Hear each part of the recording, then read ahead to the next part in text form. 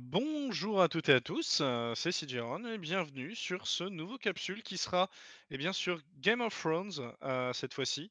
Alors pas du tout sur un mode, de Medieval 2 sur Game of Thrones, ni sur un Game of Thrones Total War, mais bien sur l'univers de Game of Thrones et c'est présenté par Andrew, merci à toi. Donc je le rappelle, hein, les capsules, sont, des présentations, sur divers thèmes. D'ailleurs le prochain ce sera sur le hockey sur glace par, notre ami, québécois, Augustus. Donc, merci encore à toi Andrew et merci à Dizrak et je vous laisse continuer. Ouais, tout à fait. Donc ça sera sur les pluies de Castamere, comme vous voulez voir. C'est présenté par Andrew dans l'univers de Game of Thrones. Et voilà, the floor is yours, Andrew. Merci beaucoup. Eh bien, voilà, moi je vais vous présenter, très vite, au fil des âges, donc il y a certaines chansons qui traversent en fait, les générations et notamment dans l'univers de Game of Thrones ou du Trône de Fer, pour ceux qui adorent les livres et en fait, au-delà de devenir des simples mélodies, elles deviennent aussi des symboles, des rappels du pouvoir et de la gloire, mais aussi de la cruauté. Et en fait, dans l'univers du Trône de Fer ainsi que dans la série Game of Thrones, peu d'airs sont aussi emblématiques que les fameux, pluies, de Castamere ou The Rains of Castamere en anglais. Ce chant, sifflé dans les couloirs du Donjon Rouge par Tyrion Lannister, joué lors des Noces Pourpres, est présent de façon diverse et variée tout au long de la série. Mais au final, au niveau de cette présentation, on va vraiment voir quelle est la véritable histoire derrière ces paroles, comment les terres de l'Ouest ont-elles sombré dans la guerre, et pourquoi le rugissement du lion s'est-il transformé en pluie funèbre. Pour le comprendre, pardon, il faut remonter loin dans le temps, bien avant les guerres de Robert Baratheon et les événements concernant la série.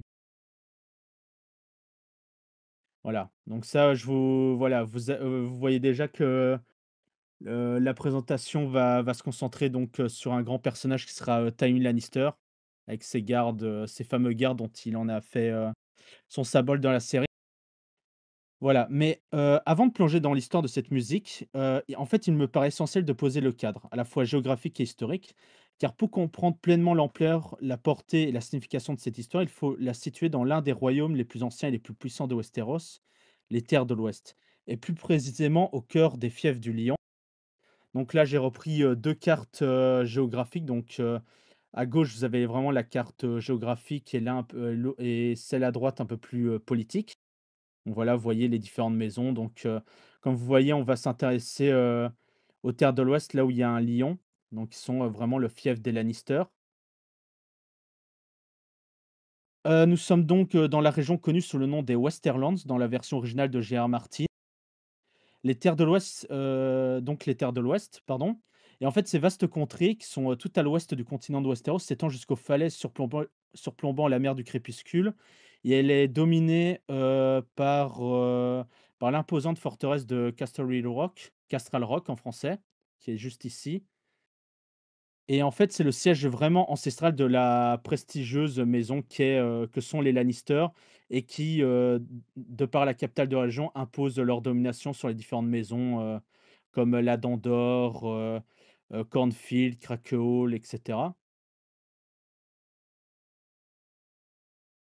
Dans les terres de l'Ouest, comme dans l'ensemble de Westeros, en fait, ces terres sont marquées par des relations de vassalité, des alliances matrimoniales et par des serments de fidélité, ainsi que, par, des systèmes de serment ainsi que de loyauté qui sont parfois fragiles.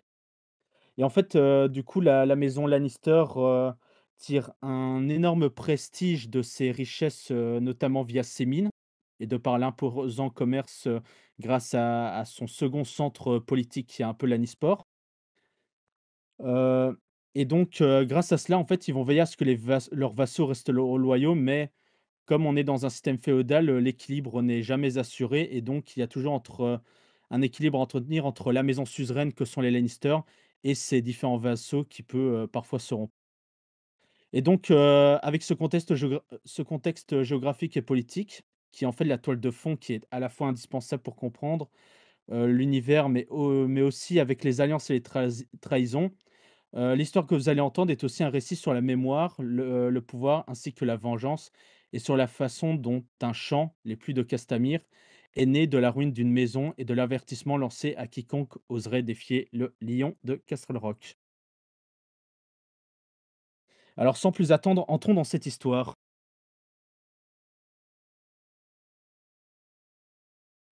Alors, nous sommes en l'an 233 après la conquête. Aegon Targaryen sur le trône de fer siège alors que le roi sur le trône de fer siège alors le roi Maekar Ier, pardon.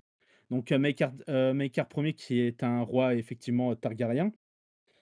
Son règne alors jusqu'alors stable et relativement paisible. Il est bientôt bouleversé cependant par une rébellion. Effectivement, le seigneur Gormont de la maison Pic, que vous voyez, à droite, en fait, il lève l'étendard de la guerre. Alors, non pas que pour lui, mais en fait, dissimulant, une nouvelle tentative de la maison Feu Noir, dont vous voyez le symbole, à l'extrême, droite de votre écran, pardon. C'est, prétendant issu d'une branche illégitime, de, de la maison Targaryen qui, depuis des décennies conteste le pouvoir royal. Et en fait, pour écraser cette insurrection, le roi Maekar va convoquer ses vassaux et va exiger l'aide des grandes familles des 7 couronnes. Et donc, l'Ouest et donc les Targaryens, répondront à cet appel. Et ce sera, le seigneur, Gerald Lannister qui va rassembler une armée impressionnante menée par ses fils Tywald et Tion. Donc, Tywald ayant l'aîné et Tion étant le second fils. Et il va être accompagné d'un fidèle Balnarek qui est l'un des plus puissants des terres de l'Ouest, Robert Reyne, qui est seigneur de Castamere.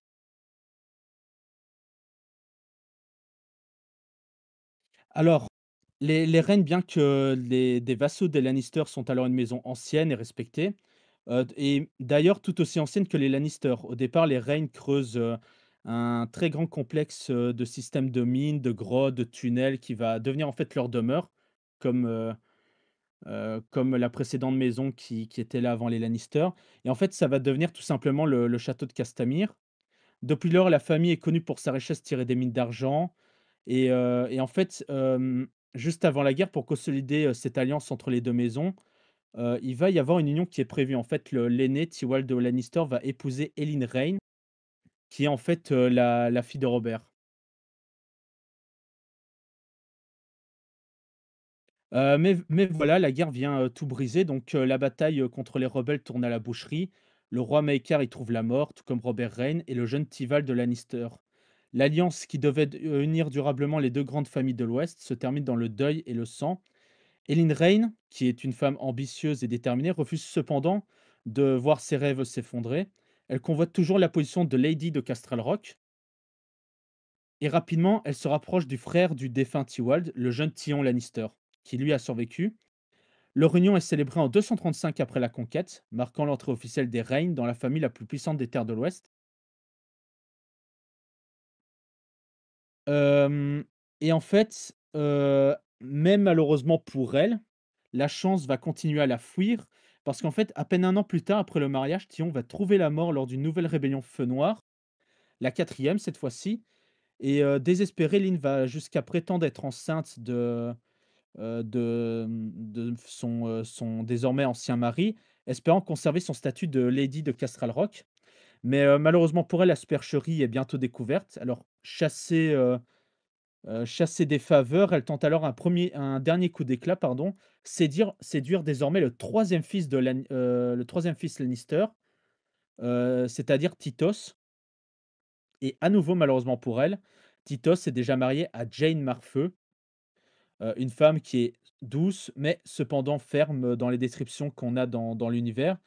Et celle-ci va finir par convaincre le père de Tytos, à nouveau Geralt de Lannister, de bannir Elyn de la cour pour l'éloigner définitivement. Le père va aussi avoir l'idée de la marier à Walderan Tarbeck, un seigneur d'une famille noble mais secondaire dans les terres de l'Ouest, et ainsi s'achève la première tentative d'Elyn Reyne d'asseoir sa lignée au sommet de l'Ouest.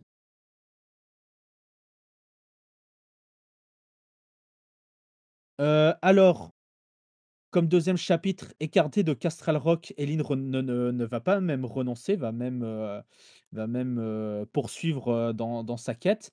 Alors, elle n'est pas devenue, lady de Castral Rock, mais elle est devenue Lady Tarbeck désormais. Donc, je vous ai mis le blason de la maison Tarbeck pour, ceux qui connaissent pas l'univers. Elle met toute son énergie et sa fortune d'ailleurs, à relever la grandeur des maisons Reyne et Tarbeck. Et grâce aux richesses accumulées lors de ces années passées, parmi les Lannister, elle va financer la reconstruction de leur château, fortifier leur défense et accroître leur influence économique. Et bientôt, certains murmurent que les Rhaines et les Tarbeck sont plus riches que les Lannister eux-mêmes. Alors, au fil des années, Hélène Raine, oui, va donner, à son mari 3 enfants, donc 2 filles et un fils, alors que pendant ce temps, sa rivale, Jane Marfeu, va mettre au monde un fils, un fils qui se un certain dénommé, Tywin, qui sera né en 242 après la conquête. Et dès son enfance, Tywin Lannister manifeste la fierté et la froideur du lion. La légende raconte d'ailleurs même, dans les livres, il me semble, c'est, Storm of Swords, pour, ceux qui voudraient retrouver la référence, c'est Tyrion qui en parle. Apparemment, lorsqu'il était bébé, Tywin aurait, mordu le doigt de son grand-père, Gerol Lannister, un signe avant-coureur du caractère du futur maître de Castral Rock. Alors, lorsque Gerol meurt en 244, Tytos hérite du titre, de Castral Rock, ainsi que Seigneur de l'Ouest et tous les titres attenants. Mais, là où son père, Geralt incarnait la puissance et la discipline, Tytos se révèle malheureusement être faible, indécis et d'une trop grande bonté. Son désir aimé, s pardon, son désir d'être aimé dépasse sa capacité à gouverner, malheureusement pour lui. Et en fait, au fur et à mesure, il va accorder des faveurs, des prêts et des titres à ceux qui le flattent, mais sans jamais rien exiger en retour. Et en fait, les seigneurs de l'Ouest apprennent vite à profiter de sa générosité. Les dettes s'accumulent et peu à peu, le respect qu'inspirait jadis le lion doré, de Castral Rock disparaît. Et dans ce même château, on ne craint plus le rugissement du lion, on rit à ses dépens, comme il est dit, dans les sources. Et lors des festins, certains seigneurs s'amusent à jouer à un jeu qui se nomme, à tirer la queue du lion. Le jeu consiste en fait à se moquer ouvertement du seigneur Lannister en allant de plus en plus loin, dans peut-être pas dans les insultes, mais en tout cas dans la moquerie. Et d'ailleurs le maître de Castral Rock, de l'époque écrira plus tard: «Sa seigneurie désire seulement qu'on l'aime, alors qu'il rit, pardonne, accorde faveur et richesse à ceux qui le ridiculisent, croyant acheter leur loyauté, mais plus il rit, plus on le méprise.» Et parmi ceux qui rient le plus fort, bah, j'imagine que vous en avez déjà une petite idée, bah, effectivement, se trouvent Elyn Tarbeck et Roger Rayne. Les 2 familles profitent de la faiblesse du seigneur, réclamant argent, faveur, privilèges, pardon. Et malgré, toutes ces enfances, Titos, incapable de refuser, leur accorde tout. Alors, après la conquête, on est en 252 après la conquête. Donc, Titos Lannister va accepta de marier, Jaina Lannister, donc, la sœur de Tywin à un fils de Walder Frey. Lors de cette annonce, Céline Tarbeck pouffa de rire en public en disant que cette alliance était une grande déchéance pour la maison Lannister. D'ailleurs, c'est le même Walder le Frey qu'on retrouvera dans la série et qui sera l'auteur des Noces pourpres. Comme ça, vous voyez un peu dans la chronologie, par rapport aux séries et aux livres, où on se trouve un peu. Donc, il y a quand même Walder certains grands. Walder les bons plans. Voilà, c'est ça. Mais, tu vois que, bon, il a mené une très, très, très, très, très, très, mais très longue vie, quoi. Voilà. Bah, Et en fait, j'avoue que la reconversion du professeur Rusard, incroyable, hein. ouais, on aurait pu trouver mieux, on aurait pu trouver mieux, c'est vrai. Mais, et en fait, cette annonce de mariage, bah, elle va provoquer tout simplement un immense fou rire général dans la salle, après que Linterbeck a pouffé de rire en public en disant que cette alliance était une grande déchéance pour la maison Lannister. Ce qui ne manque pas d'exaspérer le jeune Tywin Lannister qui, à l'époque, enfin, à cette date-là, était alors âgé, d'environ de 10 ans. Il va s'opposer publiquement à l'union de sa sœur avec un Frey, froissant par la même occasion Walter Frey ainsi que son père Titos Lannister. Alors apparemment, il est dit que Tywin alla même encore plus loin, on dit qu'il aurait, giflé son propre père en privé, hein, en privé, je vous rassure. Mais pour punir son fils, Titos l'envoya à la cour de Port-Réal pour y servir des chansons auprès du roi Aegon V Targaryen. D'ailleurs, roi Aegon V Targaryen qu'on retrouvera, dans la future, série qui sortira, l'année prochaine dans, Un chevalier des 7 royaumes, des 7 couronnes. Donc, avec, Duncan le et c'est quoi encore le titre? C'est, Dunk et l'œuf. C'est ça, voilà, je pense que c'est ça, Dunk et l'œuf. Et alors, en même temps, Tytos envoyait son deuxième fils, donc le jeune Kevan Lannister qu'on voit aussi également dans la série, le fidèle bras droit de Tywin, à Castamere pour servir, comme page, puis par la suite comme écuyer chez Roger Rayne, donc directement au château de Castamere. Et alors ce dernier, je parle bien de Roger Rayne, était d'ailleurs redouté dans toutes les terres de l'Ouest. On dirait qu'il serait rusé et habile avec les armes, donc un très bon bretteur, et il parvient à dépasser même la richesse, des Lannister au fil au fil de cette direction, du château de Castamere. Mais cependant, il fut également talonné par la famille Tarbeck qui, elle aussi, alors on peut supposer que c'est grâce à Elyn Rain, grâce à la direction d'Elyn Rain, que la famille Tarbeck va aussi profiter de la faiblesse de Tytos Lannister pour s'élever encore plus haut que le lion de Castral Rock. Et par la suite, Elyn va encore soutirer plus, de la part du seigneur des Tythos, qui n'arrivera jamais à dire non, à la fois pour les Rey ni pour les Tarbeck. Et à nouveau avec, cet ar on peut supposer cet argent, mais oui, cet argent, hein, le château des Tarbeck va être renforcé à nouveau de murailles, de murs d'enceinte, de tours et ainsi que de nouvelles armures. Hem Et alors en fait, ce qui est, malgré, enfin tous cet état de fait et cetera, Tytos Lannister va continuer à jouer, la carte de la conciliation, et ce malgré que le roi Aegon V Targaryen lui-même met en garde le lord Lannister contre cette escalade, lui demandant d'agir rapidement avant que l'équilibre dans les terres de l'Ouest ne soit renversé. Hélas, Tytos Lannister ne fit rien et laissa agir, à leur guise les 2 familles.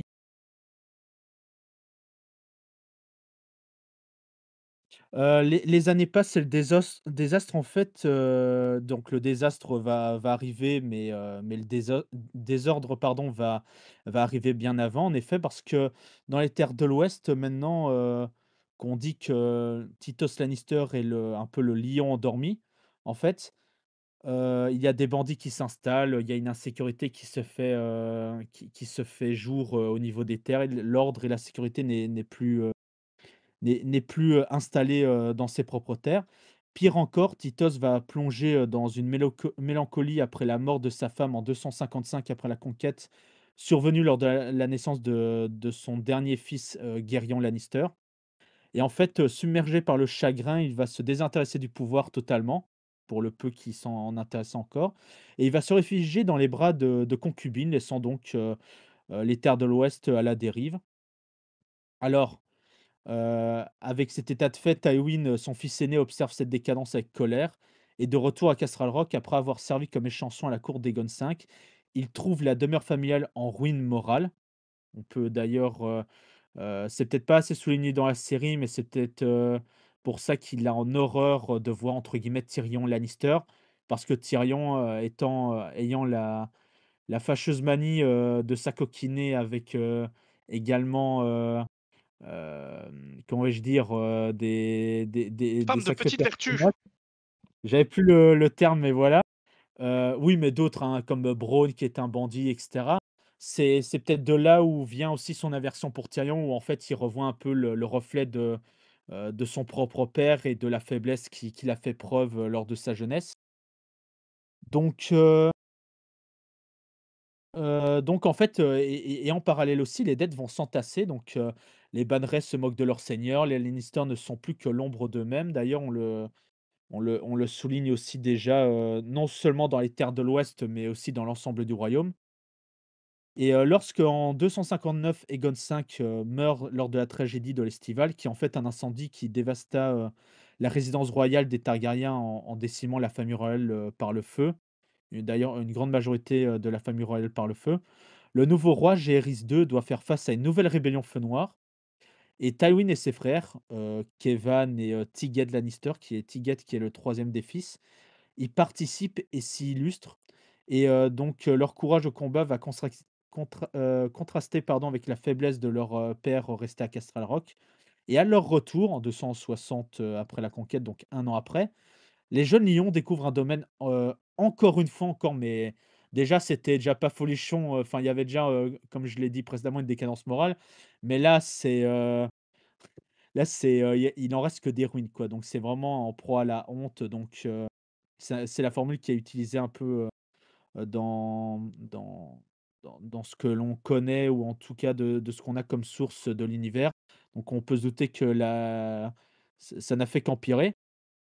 Et donc Titos, toujours entouré de courtisanes, refuse toujours d'agir contre ceux qui abusent de lui. Et du coup, Tywin va décider alors de prendre les choses en main et Titos va tenter de protester, mais il va laisser finalement son fils Tywin diriger à sa place et va s'enfermer avec ses prostituées dans une partie du château. Donc voilà.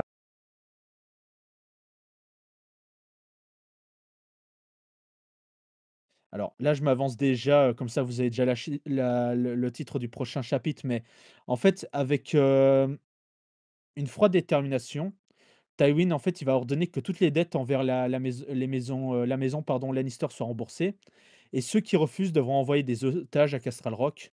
Donc globalement, c'est quelque chose qui se fait, c'est une sorte de garantie, ça se fait, c'est pas quelque chose qui sort de l'ordinaire, tant dans l'univers que, dans ce qu'on pourrait penser au Moyen Âge. Et donc il va mobiliser d'ailleurs aussi une armée aguerrie par la guerre contre les Feux Noirs pour pacifier les terres de l'Ouest. Et partout où passent ces hommes, les brigands sont pendus, les châteaux des seigneurs corrompus sont inspectés et l'ordre va commencer à renaître dans les terres de l'Ouest. Mais certains seigneurs ne se soumettent pas. Donc, on pense notamment à Roger Reyne, surnommé le Lion Rouge de Castamir, et les Tarbeck se dressent contre l'autorité du jeune Lannister. Et quand Tywin va réclamer à nouveau le remboursement de leurs dettes, ils répondent par le mépris. Alors Walderan Tarbeck va en se sentant intouchable, jusqu'à se présenter à Castral Rock pour narguer le seigneur Titos, croyant avoir affaire au même homme faible. Mais cette fois, grande surprise pour lui, c'est Tywin qu'il va trouver, devant lui. Et en fait, le jeune lion va être impassible et va le faire jeter tout simplement en prison. C'est alors qu'entre en scène Elyn Tarbeck, donc sa femme. Donc fidèle à elle-même et rusée et orgueilleuse, elle va envoyer des chevaliers capturer 3 membres de la famille Lannister, dont le jeune Stafford, Stafford Lannister est en fait le cousin de Tywin et frère de sa future épouse, Joanna Lannister. Donc, Tywin Lannister qui l'épousera, donc ça sera un mariage entre cousin-cousine, quoi. Donc Il comme y a des gens quoi il y comme avait ça, ils pas se lèvent le matin, ils ont pas les bonnes idées, hein, vraiment. donc comme quoi il y a pas que les Lannister où il y a des mariages, dans la famille. Bon, forcément, après les avoir capturés, Elyn, Tarbeck va exiger la libération de son mari, menaçant d'exécuter les otages. Alors, à la réponse de Tywin, Tywin va avoir une réponse assez glaciale, mais aussi calme, où il déclare qu'il est prêt à rendre son prisonnier, mais en 3 morceaux, pour respecter la logique d'un échange dit équitable. Mais c'est alors que son père, donc Titos, qui serait sorti, de ses appartements, incapable de supporter un tel affront, va libérer Walderan Tarbeck et va décider de procéder à un échange qui a lieu à Castamir, sous l'œil entre guillemets «bienveillant» des Reigns. Et d'ailleurs les 3 familles, vont festoyer ensemble, jurant une paix éternelle, une paix, qui ne durera qu'1 an en fait. Malheureusement pour Titos. Et c'est là où j'en viens alors avec, d'où vous voyez l'écran depuis plusieurs minutes, la chute de Castamir. En D161 après la conquête, donc vraiment 1 an après, Tywin va décider d'en finir réellement. Donc sans consulter son père, il va envoyer des corbeaux à Castamir et à Tarbeck Hall, donc qui est le château des Tarbeck comme vous l'imaginez. Et à nouveau, il va exiger que les seigneurs rebelles répondent, de leurs crimes, mais aucune réponse cette fois-ci. Alors, dans les livres, on dit que le lion se réveille et Tywin va rassembler 3000 hommes d'armes et 500 chevaliers. Donc, de plus, comme je l'ai souligné avant, c'est une force quand même qui est assez disciplinée du fait que, ils ont quand même, combattu, durant les différentes, rébellions Feu Noir. Alors, Le premier objectif pour Tywin, c'est le château des Tarbeck qui alors, je peux peut-être vous remettre la carte comme ça vous l'avez. Donc voilà qui est le plus près, hein, au nord, de Castral Rock. Alors malheureusement pour, prix de court, en fait, les forces Tarbeck, qu'on peut avec, qui sont, et dont, à leur tête, il y a Walderan Tarbeck et Lyn Tarbeck, en fait, ils vont pas avoir le temps de rassembler leurs forces et en fait, leur petite armée, qui doit sûrement être, la garnison, juste de la garnison à la base, va très vite, être battue et en fait, les Tywin va ordonner que les chevaliers de cette armée, les chevaliers Tarbeck soient décapités et il va aussi faire placer leur tête au sommet des lances menant sa troupe jusqu'à la forteresse des Tarbeck. Donc c'est ça, en fait. En fait, ils ont essayé de composer une force pour aller au-devant. Malheureusement, pris de court, en fait, bon, ils vont perdre la bataille. Tywin va décapiter les chevaliers et en fait, les têtes vont servir de tête de cortège, jusqu'au siège, jusqu'au futur siège de Tarbeck Hall. Alors, à Tarbeck Hall, il y a, Elyn qui va tenter malgré tout, de barricader les portes, espérant recevoir les renforts, de sa famille, donc les Rains. Mais, à la grande surprise d'Elyn, Tywin ne va pas attendre, ces renforts et ne va pas attendre du tout, de poser le siège. Il va directement, lancer les machines de siège qui vont pillonner le château sans relâche et en une seule journée, la forteresse va s'effondrer. Alors malheureusement pour Elyn, et son mari, ses fils et la plupart des gens qui étaient présents dans le château, ils vont tous périr sous les décombres et il va y avoir apparemment quelques survivants qui vont essayer d'implorer la clémence de Tywin Lannister, mais ce dernier va leur répondre par le feu et donc pendant 2 jours et 2 nuits, le château d'Arbeck va brûler jusqu'à ce que, on souligne dans les livres, jusqu'à ce que la pierre elle-même devienne noire. Donc j'en reviens voilà, là vous avez, c'est les images que vous voyez avec des dorures, c'est des images qui viendraient, de bonus, de la part de HBO. Il me semble que c'est, sur quand ils essayent de présenter, la conquête d'Aegon le Conquérant, j'essaie de choper quelques images, qui illustrent donc, l'histoire, des pluies de Castamir.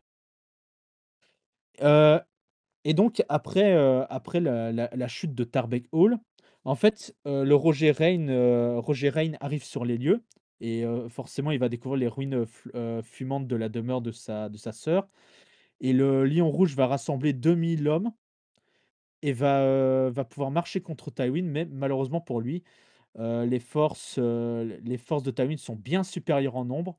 Il me semble qu'on souligne entre 6 000 et 10 000 hommes, selon les chroniqueurs, là et du coup, Roger Reyne va décider de s'engager dans une bataille de nuit.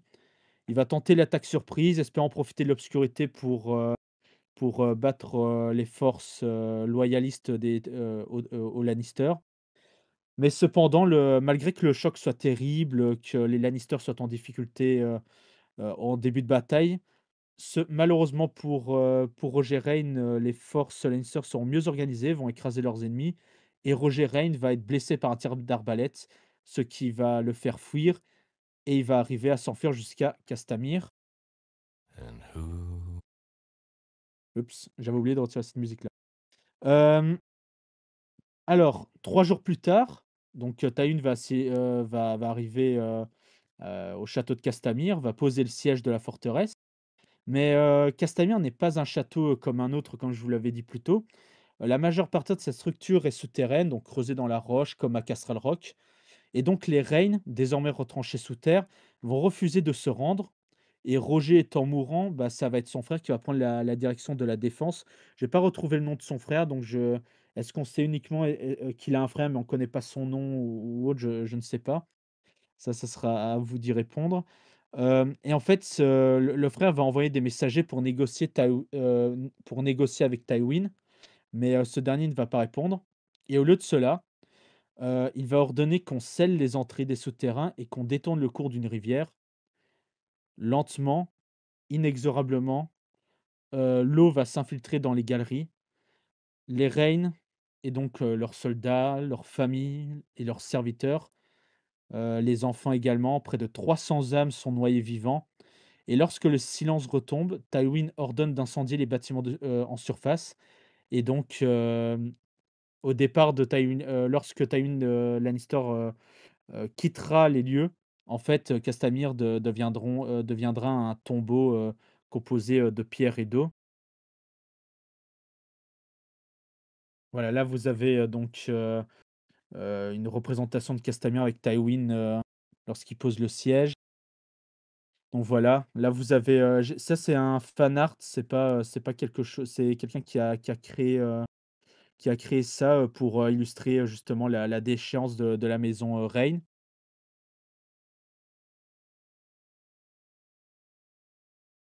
Et alors, donc avec cet épisode, c'est ainsi que s'achève la rébellion des Reigns et des Tarbeck. En l'espace de quelques semaines, 2 maisons anciennes ont été rayées de la carte, leurs noms effacés, leurs bannières brûlées, leurs châteaux détruits. De cette victoire, en fait, émerge une chanson. J'ai pas retrouvé, enfin, j'ai trouvé différentes sources qui disaient l'un c'est Tywin qui a commandé la chanson, d'autres c'est la musique qui est venue, «naturellement» entre guillemets de la part, de musiciens. Et cette musique, c'est en fait, ce seront, à nouveau les pluies de Castamir ou The Rain of, Castamere en anglais. Et donc c'est un chant qui sera en fait une mise en garde, un rappel du destin de ceux qui ont osé défier le lion de Castral Rock et les paroles sont à la fois simples et presque poétiques. Donc je vous les ai remises ici. «Ainsi parla ainsi le sire de Castamir, mais les pluies pleurent en sa tanière et plus personne ne l'entend. Oui, les pluies pleurent en sa tanière et nulle âme ne l'entend plus.» Et depuis lors, cette chanson résonne dans tout Westeros, portée par les bardes et les ménestrels, mais surtout par la peur. Par exemple oui, je peux à la limite laisser comme ça. Ça, c'est à titre d'anecdote, ce que je vous raconte là. Mais, donc on apprend dans les livres, du Trône de Fer que la maison Farman, donc qui est une famille, plus petite, que les Tarbeck, les Reyne ou même les Lannister dans les terres de l'Ouest, donc vont nourrir une hostilité croissante envers, les Lannister et sûrement peut-être, vis-à-vis de Tywin. Et en fait, Tywin va juste, réussir à ramener les dissidents dans le droit chemin en envoyant un simple ludiste jouer les pluies de Castamir, à leur château, à Belcastel. Voilà. Comme ça, avec cet épisode, ça nous montre bien qu'entre guillemets, enfin, c'est un peu caricatural, mais qu'avec cet événement, qui a vraiment créé la légende, qu'est Tywin Lannister et qui se ressent, dans la série, Game of Thrones, dont Tyrion, fera un beau résumé en disant que ce n'est pas tant Robert Baratheon qui gouverne, c'est Tywin Lannister et tout le monde tremble sous le nom de Tywin Lannister. Réellement, cette musique a participé, alors plus l'événement plus la mise en valeur de cet événement, si on peut dire ça comme ça, de par, la musique, va mettre sur un piédestal Tywin Lannister et va aussi permettre de construire sa légende. Et en fait, depuis lors, cette chanson va résonner, donc à nouveau comme un avertissement. Et en conclusion, les pluies de Castamir, donc je l'ai déjà un peu dit, mais ne sont pas qu'une chanson. Elles sont le souvenir d'une leçon gravée dans la pierre: ne jamais sous-estimer, pardon, les Lannister, même lorsqu'ils paraissent faibles. Tywin transforme la honte de son père en une démonstration implacable de force. Depuis ce jour, chaque fois que les musiciens jouent cet air, c'est comme si les fantômes des Reigns pleuraient encore dans les profondeurs de Castamir, noyés sous leurs orgueils. Et dans le silence qui suit, on entend peut-être le murmure d'un lion: rappelez-vous ce que devient celui qui tire la queue du lion. Voilà, merci de m'avoir écouté. J'espère que ce capsule vous aura plu. Et si vous avez maintenant des questions, je serai heureux d'y répondre. Ben, merci beaucoup Andrew pour cette présentation de la complainte presque des pluies de Castamir. Ouais, on a plusieurs questions, bah, dont la mienne d'ailleurs. Je vais commencer par la mienne si ça ne dérange personne. J'ai eu une réponse dans le chat, mais tu parles de, par exemple, quand tu donnes des dates, tu dis 233 après la conquête ou 250 après la conquête. C'est quelle conquête, dans quel contexte? Si tu pouvais nous en C'est vrai dire que deux, j'aurais trois dû mots. c'est en disant ça, je me suis dit que ça se répétait souvent dans le texte, j'aurais peut-être dû le spécifier dans l'avant-propos. En fait, nous, dans notre histoire ou en tout cas en Europe, on a, cette date, qui est avant, après Jésus-Christ. C'est J.R. Martin, a repris exactement le même concept, sauf que au lieu que ça soit la naissance de Jésus, lui, il va reprendre en fait la conquête d'Aegon le Conquérant qui, est le premier roi Targaryen qui va unifier, alors, la grande partie du continent de Westeros, donc il va alors je peux vous reprendre la voilà. En fait, les Targaryens, ils vont être dans cette île, donc ils vont fuir, leur patrie, Valyria. Ils vont se retrouver là et en fait, justement que lorsqu'il va débuter sa conquête de l'ensemble, toutes les terres où vous voyez un symbole, d'un animal ou d'une représentation, en fait, c'est à partir de là qu'on marque, la conquête d'Aegon et que ça va commencer et donc il y aura un nouveau calendrier qui sera, après la conquête. Voilà quoi, donc c'est vraiment un outil de datation que Martin va utiliser, qui va utiliser dans le cadre de son œuvre. D'accord. Et si on pour les personnes qui ont regardé que les séries comme moi, enfin que la série, on est à quel moment à peu près au début de la série, l'originale, enfin la GOT? Pas la nouvelle, Lorsque le 1er épisode de Game of Thrones débute, on est en 297, donc 297, D'accord, très bien. après la conquête. OK. On avait une autre question, mais ça c'est un peu plus, précis. C'est donc qui forme Tywin à régner étant donné qu'il semble déjà se faire une idée de comment faire, assez jeune? Est-ce C'est une bonne qu'on question, c'est pas précisé, en tout cas, j'ai pas trouvé l'info directement.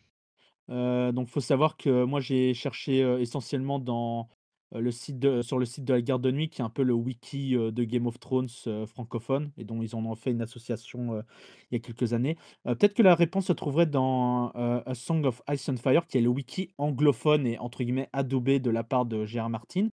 Mais peut-être pour donner plus d'éléments, normalement, il y a donc dans chaque maison de seigneur, il y a des maîtres qui sont chargés de l'éducation et il se peut très bien de par la richesse des Lannister, parce qu'ils sont énormément riches, hein, pour vous dire, la seule peut-être maison qui serait la plus riche, ce sont les Tyrell ou, la famille royale directement. les Tyrell, Donc, si ils tu sont peux quand même dans le préciser, quels sont quel est leur symbole? les Tyrell, c'est la rose, hein, c'est la partie D'accord. verte.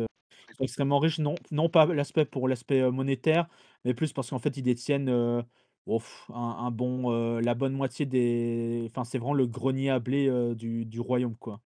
C'est un peu le rôle de ils jouent le même rôle, que la Sicile a joué durant, l'Empire romain ou l'Égypte d'ailleurs, aussi, par après. Et D'accord. donc les maîtres, juste pour expliquer le maître, en fait, en fait, ils viennent de la citadelle et c'est un peu des professeurs qui sont, des érudits qui sont là, donc selon des spécialisations ou leur mission, ou autre chose et ben ils vont être là notamment dans le cadre des familles des seigneurs pour éduquer les enfants ou servir de conseillers privilégiés de la part des familles ou des dirigeants. OK, OK, très Voilà. bien. C'est des Mais des il sortes de aurait mais mentors Titos ou Voilà, mais de Titus aurait très professeurs, bien quoi. pu faire venir un professeur ou une personne en qui il avait confiance ou dont la renommée était plus grande et éduquer, ses fils ou un de ses ou Tywin uniquement vu qu'il était quand même l'héritier donc ça le mettait dans une position, plus privilégiée que ses frères et ses sœurs, quoi. Que OK, sa sœur en l'occurrence. très bien. Et on a une dernière question, en tout cas, écrite. À la fin, donc, une fois que les armées, rebelles ont été vaincues par les Lannister, ils avaient enfin, ces 2 familles étaient alliées entre elles, mais elles n'avaient pas d'alliés extérieurs à cette alliance, entre elles, ou elles étaient isolées contre les Lannister? Heu, eh bien, il semblerait qu'elles étaient bien isolées parce qu'on ne trouve aucune mention d'un soutien quelconque de la part, que ça soit dans les terres de l'Ouest ou en dehors, hein, parce que d'autres maisons, j'aurais peut-être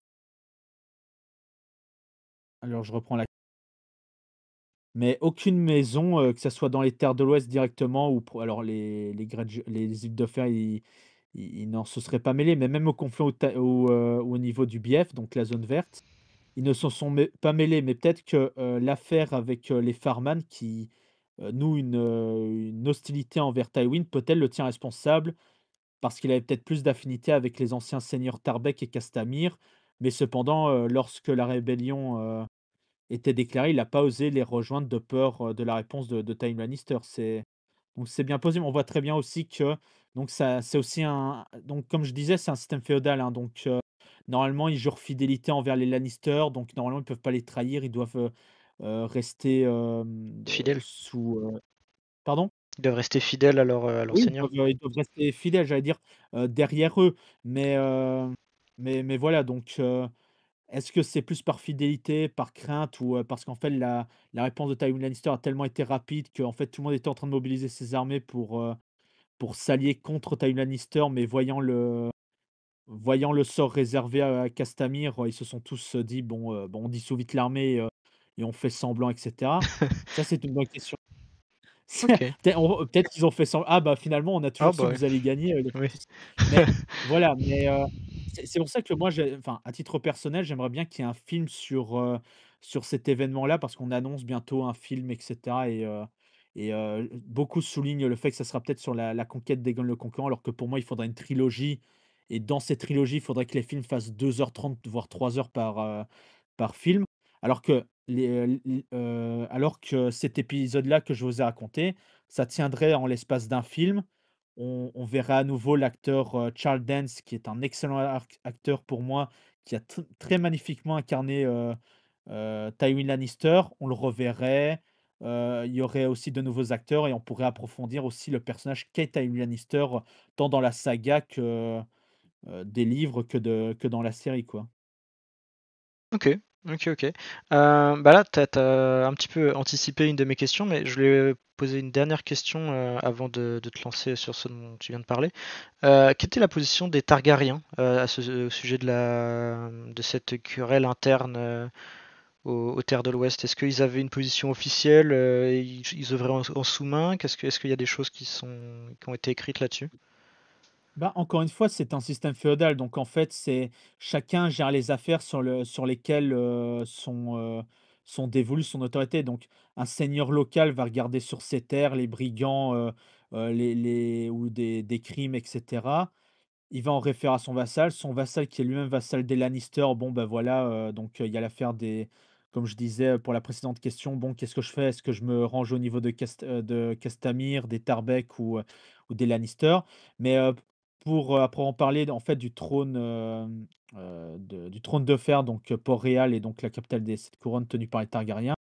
En fait, le problème, c'est qu'ils sont dans une période où c'est très compliqué parce qu'il y a les Feux Noirs, donc, qui est une branche, alors on dit souvent aussi cadette, mais c'est surtout une branche bâtarde des Targaryens. Et en fait, on voit très bien, c'est qu'à un moment, donc, tout commence parce qu'en fait, il y a la troisième rébellion Feu Noir, bah, qui tue l'aîné des fils de Geralt.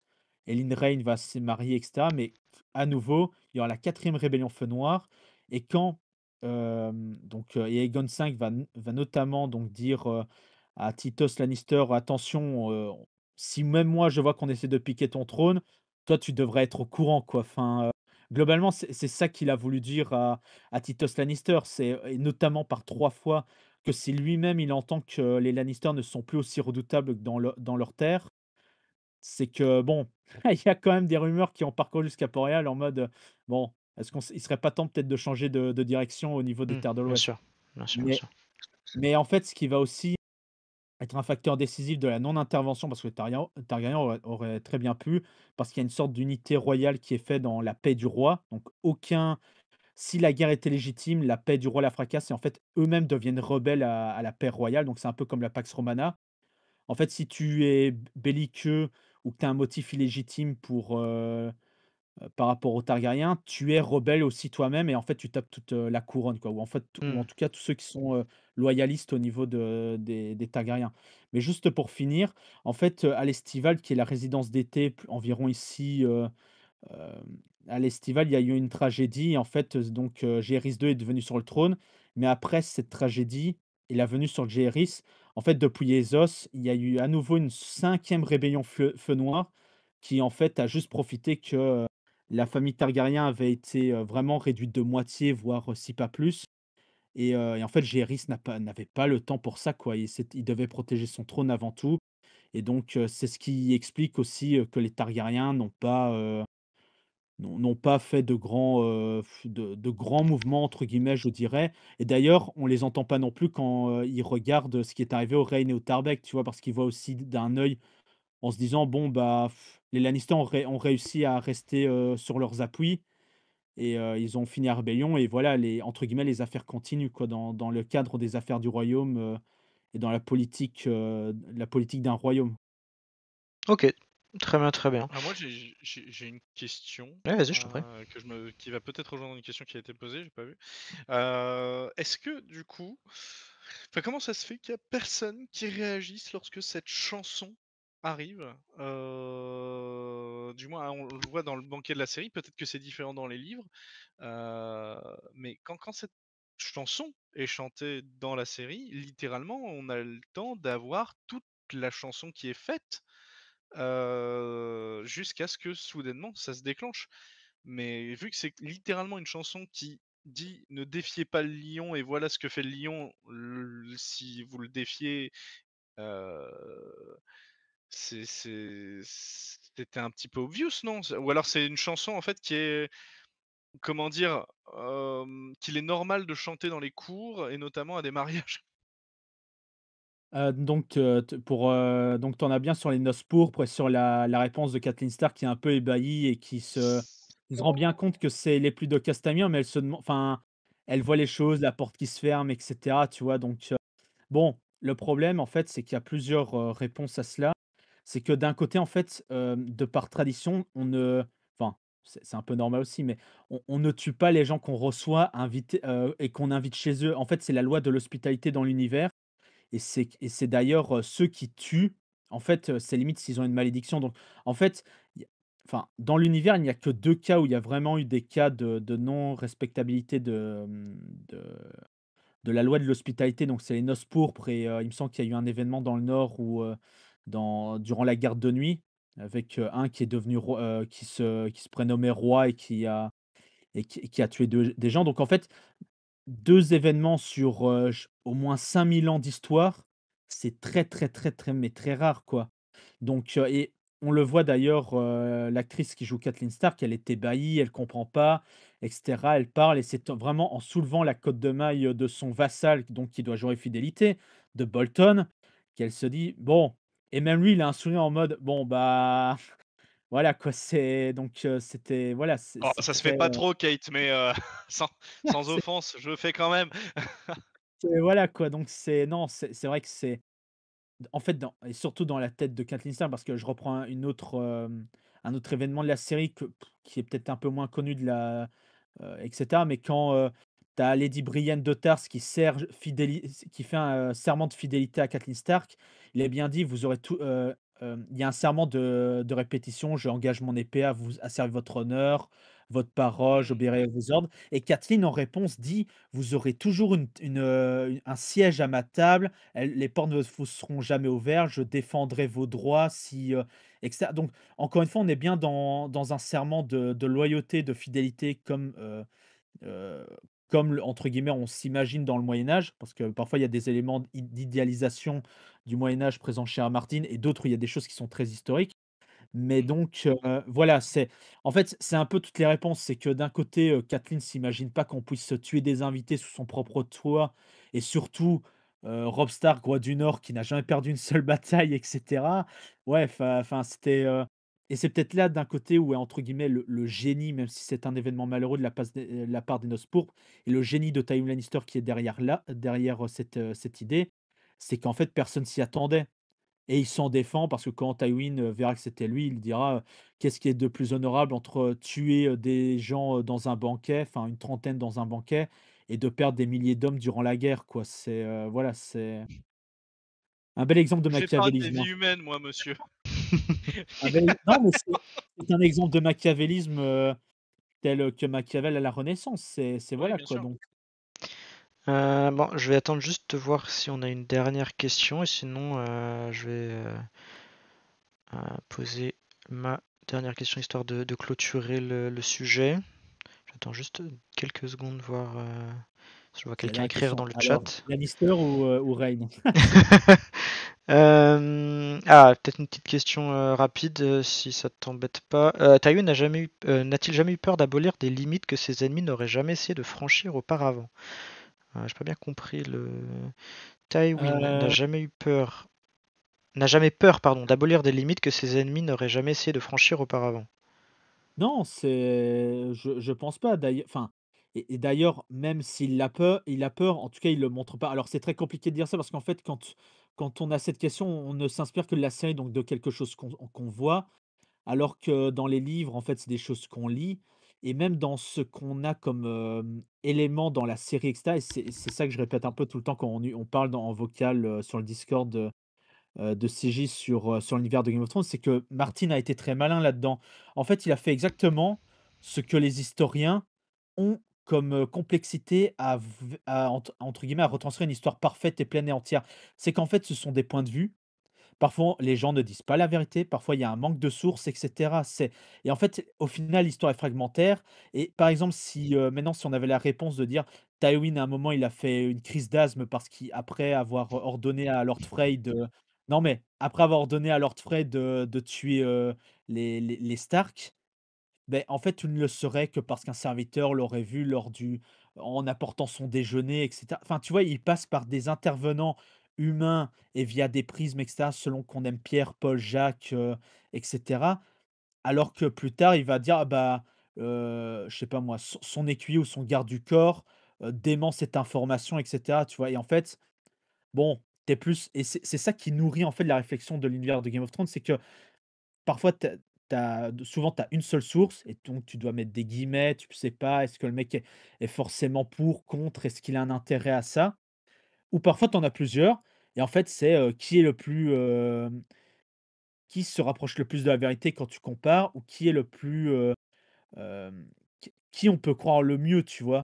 Et Qui est le plus c'est là cohérent l'intérêt par rapport aux autres qui est sources le qu'on plus peut cohérent avoir? aussi, Mmh. voilà, c'est là le génie de Gérard Martin, c'est que en fait, voilà, et là où c'est un peu il se démarque de Tolkien qui lui a essayé de tout faire, de tout concorder. Il a même retravaillé ses chronologies et que ça quand, des étudiants britanniques, enfin des étudiants britanniques d'abord et puis dans le monde, lui envoyaient des lettres pour des questions avec ça et à chaque fois il retravaillait son monde pour que tout soit parfait, tout soit, lui il le fait pas parce qu'en fait, bah, ça nourrit l'imaginaire des gens et ça nourrit encore plus et ce qui fait que Game of Thrones est encore plus, connu et je pense d'ailleurs va connaître davantage de popularité grâce aux séries et aux différents projets qui viendront, dans les prochaines années en tout cas. Bah, justement, Andrew, tu me fais une transition toute trouée pour ma toute dernière question. Est-ce que Voilà, tu bon, attends on des s'envoie les balles. elle est très, très belle franchement cette petite passe d'ess là, franchement, après plat du pied sécurité. Est-ce que tu attends des nouveaux projets, cinématographiques, audiovisuels, à l'écrit? Enfin, est-ce que tu attends des choses, dans un futur proche, concernant Game of Thrones? Bah, déjà les 2 premières comme ça, peut-être si les gens sont pas au courant, le sont.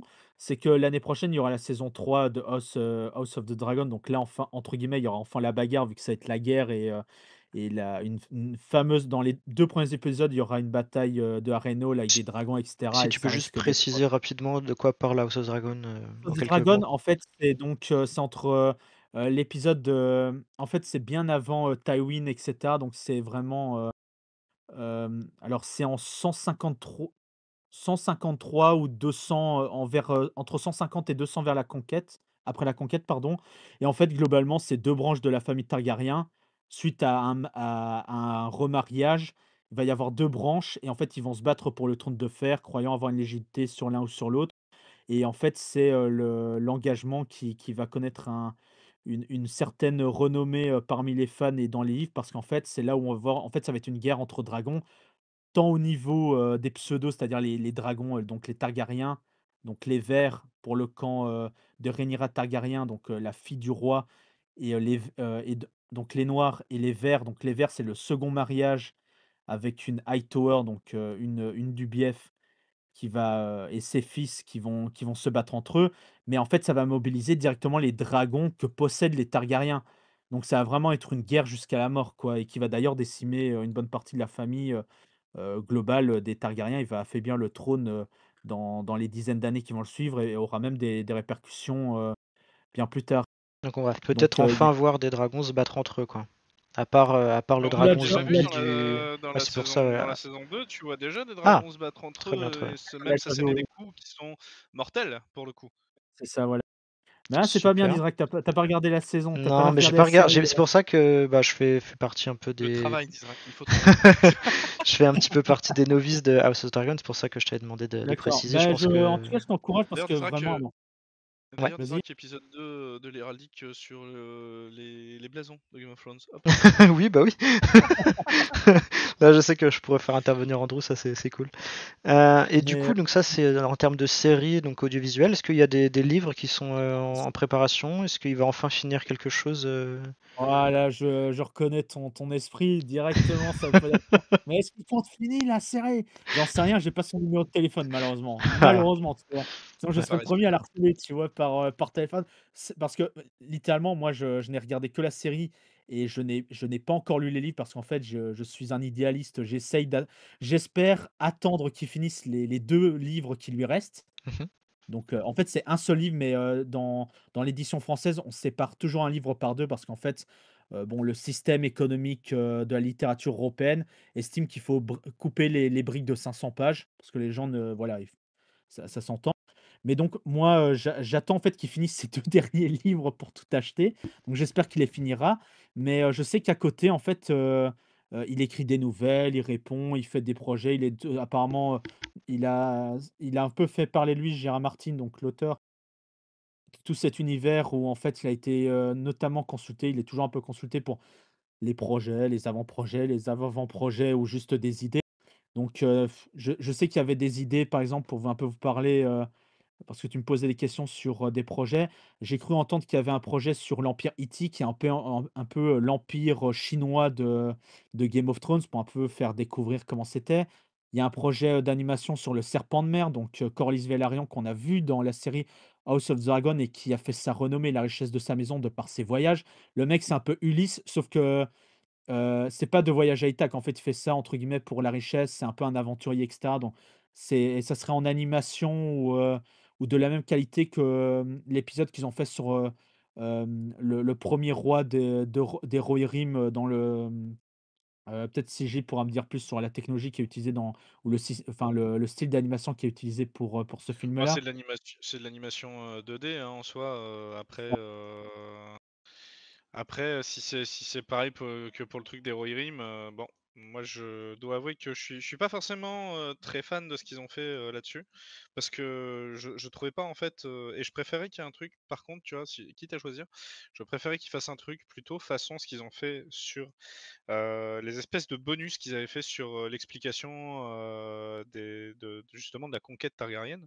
Parce que j'avais trouvé ça beaucoup plus, intéressant, en termes d'animation. Heu, Oui, C'était plus oui, oui. marqué au niveau de la direction artistique alors que vraiment, hein, le truc sur les Rohirrim, j'ai vraiment eu envie de bouder.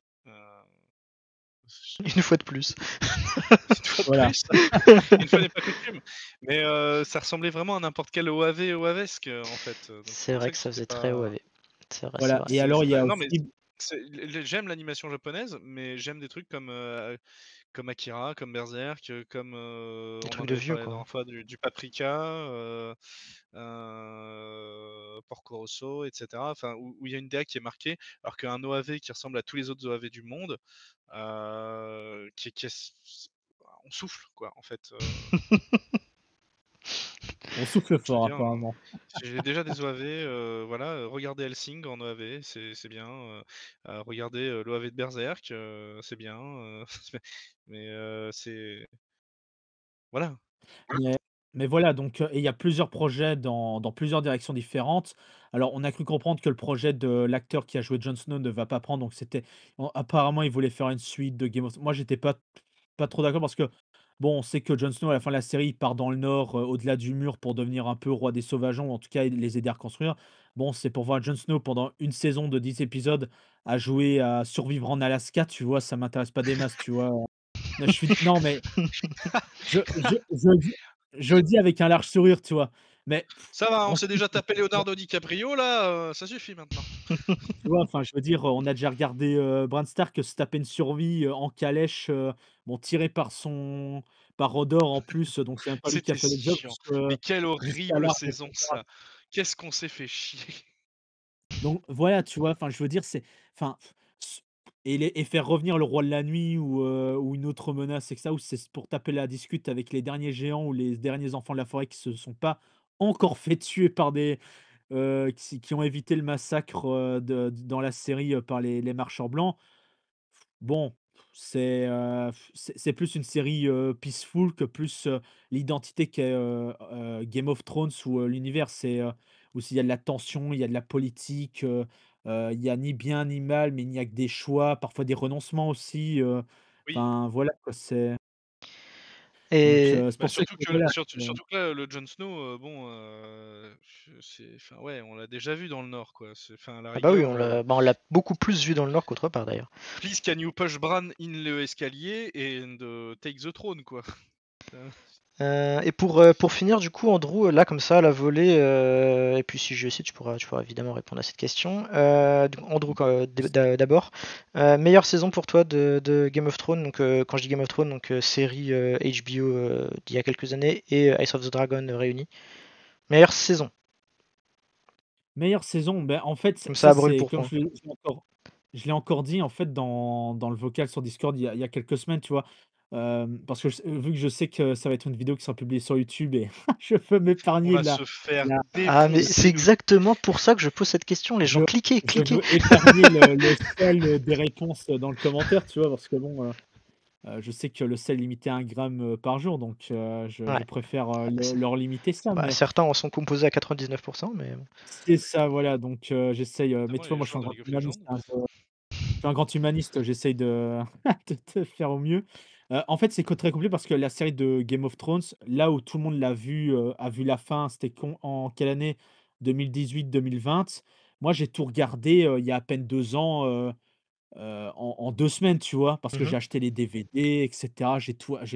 C'était le Black Friday, j'ai tout acheté, j'ai regardé ça avec mon papa et cetera et on a tout regardé en 2 semaines, on avait tout regardé et du coup, j'ai pas eu cette parce que je comprends aussi la frustration des dernières saisons et cetera. En fait, les gens ont attendu 2 ans, 3 ans et cetera et ouais, la frustration, je suis en train de la vivre avec House of the Dragon, donc je peux comprendre et cetera, Et tu les vois? livres, du coup? Mais Un petit peu, c'est si tu les as pas commencés, donc t'as pas Mais cette les attente, livres, je les ai mais. pas non, moi je parle, toujours de la série, tu vois? Les livres, je les ai pas, Hmm. il y a aussi les livres, tu vois? Que d'un côté parce que j'attends vraiment encore qu'il finisse ses bouquins pour acheter, le pack complet, quoi. Comme Oui, ça, oui, j'ai la bien sûr. collection sous le même éditeur, la même enfin, je trouve que c'est plus facile comme ça, tout est uniformisé. Mais, non, voilà, moi ce que j'ai il y a pas de saison, en fait. Moi, c'est plus des scènes et cetera où j'ai vraiment bien apprécié. Par exemple, j'ai découvert ça il y a pas longtemps, hem par exemple, la scène entre la discussion entre Arya Stark et Tywin Lannister à Harrenhal, elle n'est pas dans les livres, ça a été une invention de la série. Mhm. Donc c'est durant la saison 2 ou la saison oui, la saison 2 je pense et en fait, c'est incroyable parce que déjà Tywin Lannister, c'est un personnage, tu peux pas dire qu'il est nul, tu peux pas dire enfin, c'est quand même ça reste un personnage marquant et cetera. Mais alors quand tu vois, j'ai regardé la scène en plus quand c'était pour composer le PowerPoint, je pensais la mettre en français ici dans le PowerPoint où, en fait, Tywin Lannister lui demande: «Ah ton père, comment il est mort? Qu'est-ce qui a tué le père d'Arya?» et lui et elle répond: «Sa loyauté». Et Arya répond, au final, «Oui et vous, seigneur, est-ce que vous avez connu votre père?» et là, tu vois Tywin, mais tu sais, grand, fier, le grand seigneur, la grande légende et cetera, un peu se décomposer ou redevenir l'homme qu'il est au final, derrière la légende et en fait, il dit: «Oui, je l'ai connu», il s'assied près le feu, tu vois? Enfin, vraiment comme si tu rentrais dans son intimité et au final, il disait: «Oui, je l'ai connu, très peu jeune, il nous a éduqués, j'ai vécu avec lui et au final, enfin, je l'ai vu mourir, enfin, j'ai vu toute sa vie et il dit à peu près ceci ou quand, oui, c'était un homme bon, il nous aimait beaucoup et cetera et il nous aimait beaucoup, c'était un bon père, mais c'était un homme faible, il a détruit la réputation de notre famille et il aurait détruit notre nom et cetera», tu vois? Mais il dit ça près du feu et après, juste avant que la scène se coupe, il dit, «J'ai froid, ramène une bûche», tu vois? Mais tu sais, comme s'il y avait un grand moment de solitude ou peut-être presque un regret, tu vois? Et Hmm. là, tu vois une ouverture sur le personnage que Tywin Lannister n'est peut-être pas forcément le grand méchant loup, tu vois? Mais au final, reste quelqu'un qui a été forgé de par ses actes ou de par ce qu'il a vécu ou des épreuves qu'il a dû affronter, quoi. Bah, Donc, ça reste un je homme quand retiendrai Non, même plus ou moins derrière, cette quoi. scène. c'est juste qu'il fait et en fait, il fait, son son travail pour sa famille, en fait. Et C'est ça, oui. d'ailleurs, c'est pour ça. D'ailleurs, en même temps, c'est peut-être pour ça que Arya, d'ailleurs, parce elle pourrait le supprimer, hein. Et c'est pour ça d'ailleurs qu'elle tente pas peut-être de le supprimer. C'est parce que elle y va pas pour la bonne et simple raison que Une certaine pitié peut-être, une certaine compréhension du non, c'est personnage. juste une certaine compréhension et puis surtout elle se dit bah attends, moi aussi mon père il était giga loyal, moi aussi mon père il a passé du temps à mes côtés à m'élever et au final est-ce que j'ai vraiment, enfin, et moi aussi je l'ai vu mourir et en fait elle se retrouve un petit peu dedans. Et puis surtout, bah, mine de rien, Arya, quand tu la vois s'exprimer sur son père ou même sur son frère, elle est hyper critique, elle est hyper vénère, et même sur sa frangine, et à chaque fois, elle les considère comme des personnages faibles. Bon, après, en même temps, vu Tu ce qu'elle confonds a pas avec pris dans la Sansa gueule. tu confonds pas avec Sansa quand elle va trouver Jon et qu'elle dit: «J'aimais mon frère et mon père, mais ils ont fait des erreurs, Alors, il ils y a ont fait des Sansa qui le fait. erreurs impardonnables». Sansa le fait, mais Arya, quand tu regardes, en fait, elle s'est complètement détachée de sa famille. C'est-à-dire qu'il y a même des fois où tu dis, mais en fait, attends, tu viens juste de les retrouver et t'as déjà envie de te barrer, t'as envie d'aller faire tes trucs, tes machins, etc. Ou alors tu ne penses qu'à tel truc ou tel truc. Et en fait, Arya, vraiment, j'ai trouvé que c'était le personnage qui avait le plus perdu, en fait, son humanité dans l'histoire, même si Sansa, effectivement, tu Bah, de sens très loin, bien que. sûr. Bon, en même temps, voilà. Mais Arya, littéralement, tu sens qu'elle a supprimé son humanité et surtout, mais qu'elle considère que les autres sont faibles parce qu'en fait, ils s'attachent à des trucs ou même à des personnes ou même que ils resp- en fait, elle les considère comme faibles pour moi. Ah Si oui, je je- suis d'accord, mais moi attends, je te coupe, mais Ouais, moi rapidement, Andrew. perso, j'aurais commencé ma réponse en disant que en fait, c'est 2 loups solitaires qui se retrouvent au finalement. Enfin, c'est d'un côté le lion solitaire et d'un côté la louve solitaire. C'est des gens qui n'ont pas réellement d'attache ou qui ont tout fait pour, s'en éloigner et finalement, avoir une certaine facilité à s'en détacher des Arial ou choses solitaire, primaires, bravo, bravo, beau jeu de Effectivement, mots, c'est joli, félicitations. c'est joli, c'est joli. Bah, donc voilà, Mot il conclu. faut, vous voyez ceux qui nous écoutent encore sur YouTube, il faut cadrer les débats parfois parce que vous voyez que ça peut durer des heures sur la compréhension d'une scène, d'un micro détail autour du Alors que feu. je Donc rappelle que la question, Andrew, tout de même, c'était, refocusons-nous s'il te plaît, c'est heu, laquelle ta saison préférée et arrête d'essayer de voilà, tortiller du cul à trouver des solutions pour exactement. éviter de dire Non, non, mais ce que tu t'apprêtes à dire. ah non, finalement, Andrew a répondu à finalement, sa moi, j'étais manière. moins porté sur les saisons, mais Voilà, vraiment c'est sur les ça. scènes et c'est la scène entre l'échange d'Arya Stark et de Tywin Ouais. qui C'est je saison donne ça 4 comme ça du coup. réponse. C'est saison 2, je pense, Saison 2.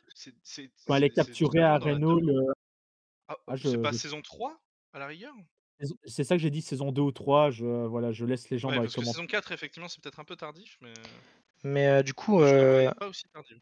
du coup, en moins de 17 minutes, messieurs, votre saison ou votre moment ou l'aspect, en tout cas, des deux séries, enfin vous pouvez choisir qu'un seul aspect évidemment, que vous aimez le moins. Moi j'ai pas répondu sur ma saison Mais arrête, préférée. on va laisser Andrew répondre peut-être à cette question-là, puis tu feras ton aspect préféré et ton Là, c'est aspect JJ Baratheon le d'abord, hein, moins. très bien, C'est vrai parce que là Andrew il vient de faire un monologue là. Ah, ah bah oui, mais oui, c'est non, sa présentation, c'est sa présentation. CJ, vas-y, Je sais, réponds, je rigole. Alors non, vas-y, non, vas-y. vas-y, sérieusement.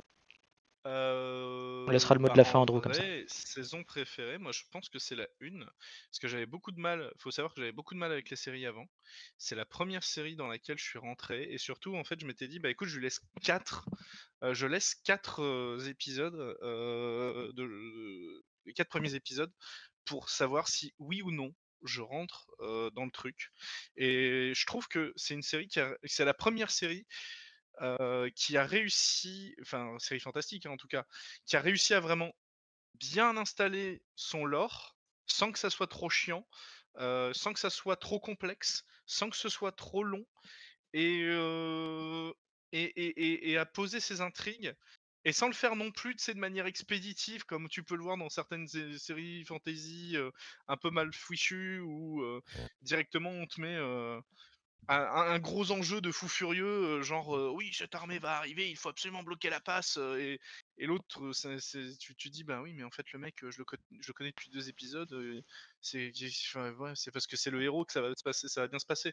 Et même en plus de ça, la saison 1, elle te dit clairement PTDR, ici, pas de héros, ici, pas de happy ending. Non, mon gars. tout le monde peut mourir. Et du coup, je trouve que la saison 1, c'est celle qui, c'est la meilleure parce que c'est celle qui te renseigne sur comment va être l'univers et ce que tu t'apprêtes à vivre et ce que t'apprêtes à vivre les persos, en fait. Ok, et Voilà. toi, du Et coup, je par trouve contre, que la pire saison, ta c'est la pire saison saison. 9, mais enfin, c'est la dernière saison, mais tout le monde est d'accord. Voilà. Au moins, j'ai pas besoin d'expliquer Ça, y a pourquoi. pas de débat. Et toi, Andrew, du coup, le moment ou la saison que t'as le moins aimé? Moi, c'est plus des arcs, encore une fois. Je suis pas conventionnel au niveau de votre question, hein. Non, non, Je mais t'ennuie un peu. t'inquiète pas, hein, c'est... L'arc bataille nul. Moi, je suis plus en mode. Enfin, en fait, quand j'ai vu la fin de la série Game of Thrones, parce que c'est notamment. Enfin, parce que House of Dragon n'est pas complète, donc peut-être que ça peut encore changer. Donc, c'est pour ça que je me concentre plus sur Game of Thrones. En fait, j'ai presque eu un soulagement à la saison 9 quand je me suis dit: «Bran Stark, heureusement qu'il est roi», parce que sinon ça m'aurait bien ennuyé que je me dis: «Mais ce voyage de calèche pour rien, quoi», tu vois? Hmm. C'est Hodor enfin, mort pour rien. non, mais tu rigoles, mais c'est un peu ça finalement, tu vois? C'est peut-être aussi le problème de la série, c'est que, à la fin, ils ont peut-être, quitte à pas les tuer, ils ont voulu trouver une certaine utilité à des personnages pour se dire: «Bah, pas ce travail pour rien», et c'est peut-être ça aussi qui a déplu, parmi les fans, quoi. Tu vois? En fait, c'est Donc Effectivement. pire. Je trouve que c'est pire en fait ce qui s'est passé, c'est-à-dire qu'il y a des gens qui s'étaient attachés à des persos, et en fait, du coup, c'est un petit peu, tu sais, George Lucas avec Harrison Ford qui lui dit non, je peux pas tuer Han Solo pour l'épisode 6 parce que ton jouet se vend bien. Et ben c'était à peu près pareil pour certains persos, je pense à la fin sur le show de Game of Thrones. Euh, je pense que non, si on tue ce perso, la série peut pas continuer à être aussi hypante, etc. Et donc, quitte à faire un final où beaucoup de gens meurent, on va faire un truc fourre-tout un petit peu qui va servir à faire ça, ça, ça, ça, ça. C'est à peu près comme ça que je l'ai perçu, moi. Ok, ok. Bah, en tout cas, merci beaucoup, Andrew, pour cette présentation vraiment d'une niche de Game of Thrones, mais qui est assez représentative en fait, de ce qu'est l'univers, dans toute sa complexité, dans toutes ses sous-intrigues. Donc, merci beaucoup pour cela. avec plaisir. Pour les prochains capsules, CJ au début a dit que c'était Augustus avec le hockey, et Augustus avec le hockey, ça sera en janvier, donc fin Ah, janvier. pardon. Non, pas de souci. Et donc le prochain, ça sera donc fin novembre. La date sera à déterminer, et ça sera donc moi qui présenterai. Et ça sera sur la charte de Mhm. Nick Winta. C'est un vrai faux document historique lié au Qatar, sur leur existence ou non. Oh. Donc voilà. Si je te laisse le mot de la fin, si tu souhaites rajouter Bah, quelque chose. eh ben, merci pour ce beau cadeau de Noël qui vient. Parce que ça va être super intéressant. Et bah, n'hésitez pas à venir sur le Discord. Voilà, le lien est dans la description. N'hésitez pas à commenter aussi. Je pense que de toute façon, vu ce qu'on a dû balancer sur GOT sur la fin, si vous commentez pas, c'est que ça vous apprendra à regarder plus de 8 minutes en moyenne, bande de margoulins. Si restez à chaque fois tout le long de la vidéo, écoutez tout ce qui se dit, regardez tout ce qui se fait. Vous verrez, ça peut être intéressant des fois. Puis en plus comme ça, vous pouvez vous énerver sur un truc qui a été dit. Ouais, C'est vous pas pouvez mal nous ça. trash talk sur nos goûts en tant que de meilleures scènes de Game of Thrones, quoi. Ouais, voilà, exactement. Ou dire les scènes qu'ils préfèrent contrairement à Oui, nous, toi hein. aussi dis-nous quelle scène tu préfères, toi aussi dis-nous quelle scène Ah! est la pire. Bah Toi oui. aussi dis-nous quel personnage tu as adoré détester ou quel personnage tu as adoré tout court.